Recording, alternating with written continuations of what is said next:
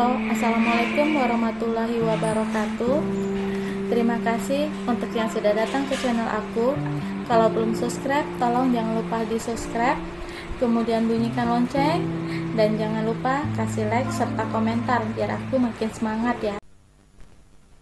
Jodoh 5 Langkah, episode 191. Alasan. Pagi-pagi Rangga sudah bersiap untuk ke Jakarta dan akan membicarakan permasalahan yang sedang dihadapinya dengan kedua orang tua angkatnya. Berangkat jam berapa, Mas? Tanya Yulia ketika melihat putra kesayangannya sudah benar-benar rapi. Penerbangan jam 9 pagi ini, Ma. Rangga sedikit tersenyum dan kemudian menyendokkan nasi goreng ke dalam mulutnya. Belum bertemu dengan kedua calon mertuanya saja, tentunya sudah berdegup dengan cepat. Segala kemungkinan yang mungkin saja akan terjadi membuat pria itu merasa tidak tenang. Kalau boleh sedikit egois, rencana pernikahannya tetap diselenggarakan. Namun bagaimana dengan Zainab?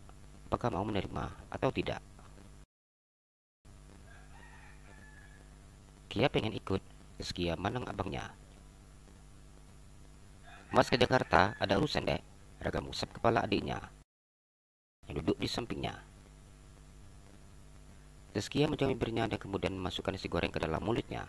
Gracio sudah mendengar dari Al-Ghazali bahwa pria itu akan pulang ke Indonesia, dan karena itu dengan sekali bertemu dengan pria yang dipacarinya secara diam-diam. Karena jika sampai hubungan mereka ketahuan oleh Mami Naura, tak malah riwayatnya. Nanti aja ke sana. Kau sudah dekat sama acara nikahan Mas, ucap Rangga. Zaskia menganggukkan kepalanya. Gadis paras ayu itu seini sudah duduk di kelas 11 SMA. Apa mau Papa ikut ke Jakarta, Nak? Tanya Haris. Enggak usah, Pak. Aku aja yang langsung ngomong ke Mimi dan Pipi. Rangga sedikit tersenyum. Kalau ada apa-apa, kasih tahu Papa ya, Nak. Nanti Papa akan langsung ke Jakarta. Haris mengusap pundak putranya. Selaku orang tua, dia tidak bisa lepas tangan begitu saja. Rangga tersenyum dan menganggukkan kepalanya. Yulia memandang putranya dengan sedikit tersenyum. Kabari Mama ya, Nak. Iya, Ma. Aku pamit ya. Rangga berkata ketika sarapan dia juga berpamitan kepada Haris dan juga adiknya. Papa antar.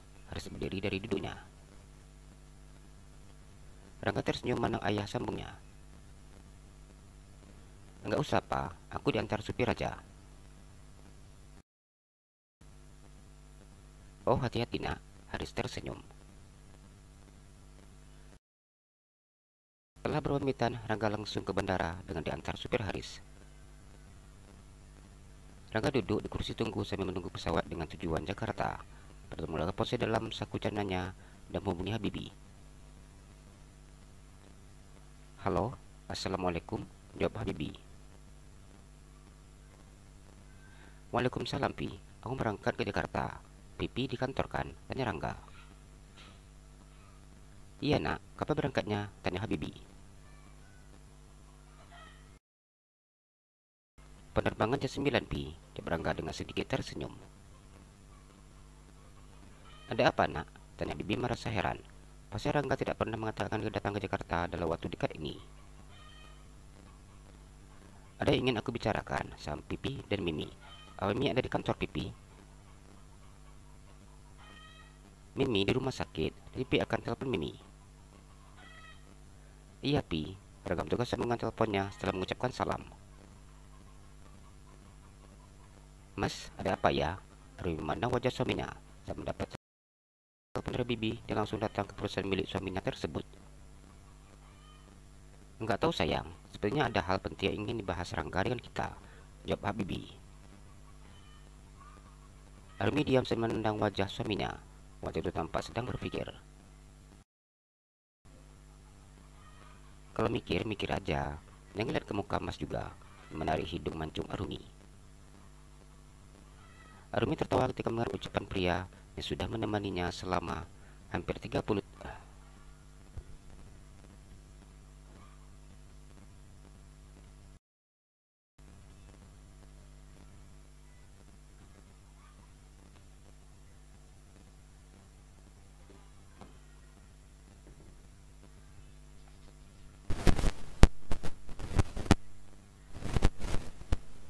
Arumi tertawa ketika mengucapkan pria yang sudah menemaninya selama hampir 30 tahun.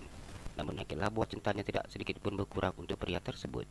Bahkan bisa dikatakan karena cintanya semakin bertambah untuk ayah 4 anak tersebut. Sayang, panggil Habibi. Ada apa, Mas? Tanya Arumi sambil menatap wajah tampan suaminya. Saat ini dia duduk di sofa, tepatnya di atas pangkuan sang suami. Seperti inilah dilakukan pasangan suami istri yang sudah menjalani rumah tangga hampir 30 tahun lamanya. Jika mereka berdua, maka Arumi tidak akan pernah malu untuk bermesraan dengan suaminya. Begitu juga dengan Habibi, yang tidak pernah berhenti memanjakan istrinya, meskipun usia mereka sudah tidak muda lagi. Cuma mau bilang, berarti menggantung ucapannya. Bilang apa? Arumi mengerutkan keningnya. I love you.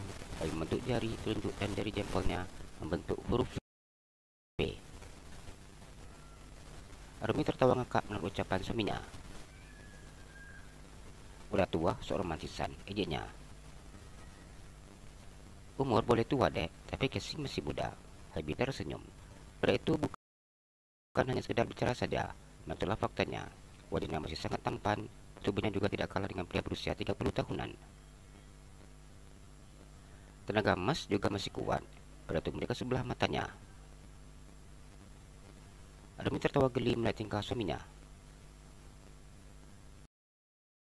Sudah tadi kakek Mas? Iya sayang, kakek tampan, berarti mengucapkan bibir istrinya.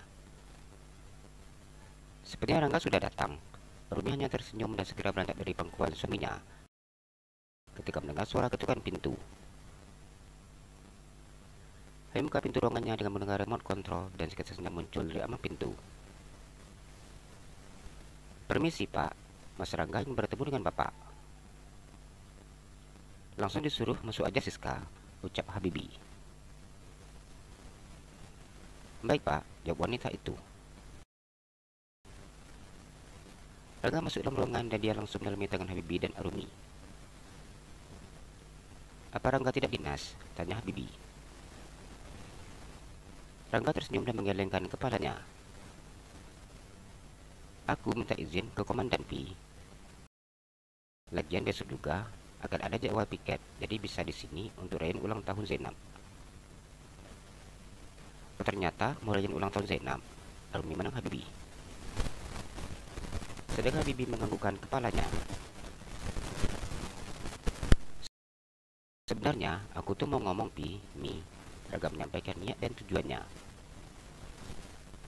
Ngomong apa? Tanya Arumi. Rangga diam sejenak sebelum menjawab pertanyaan dari ibu angkatnya. Ngomong aja Ga, ucap Habibi. Dia yakin tujuan Rangga datang ke kantornya bukan hanya sekedar untuk ulang tahun Zainab saja. Mi, aku naik pangkat, ucap Rangga. Rangga satu polisi yang memiliki prestasi. Karya pangkat mestinya didapatkannya ketika sudah 4 tahun masa pengabdian. Namun dia sudah mendapat kesempatan naik pangkat di saat 2 tahun pengabdiannya. Namun untuk bisa mendapatkan naikkan pangkat, dia harus menyelesaikan setiap tahapan demi tahapan. Bagus itu, Arumi senang. Tapi masalahnya, aku berangkat ke Papua selama 6 bulan. Aku ditempatkan di daerah konflik.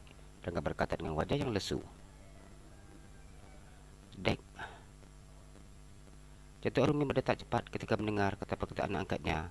Begitu juga dengan Habibi. Kapan? Wajah berubah ketika mengucapkan sang putra. Tanpa dia mendapat firasat yang tidak enak. 4 hari setelah acara akad nikah, aku cuma dikasih cuti 4 hari. Dah Rangga. Tapi dia mendengar perkataan dari putra angkatnya. Selama 6 bulan, aku nggak boleh pulang ke sini. Juga aku nggak mungkin bawa Zainab ke sana. Pada daerah penempatan memang daerah rawan. Di sana terjadi perang antara suku dan juga agama. Rangga menjelaskan. Arumi tahu seperti apa permasalahan yang terjadi di Papua karena sering muncul berita dan informasi tentang keberadaan di sana. Habib diam tanpa bisa berkata apa-apa. Dengan perasaan putri kesayangannya begitu menikah dan langsung tinggal pula. Apalagi Rangga ditempatkan di daerah konflik. Bagaimana jika hal buruk terjadi dengan Rangga?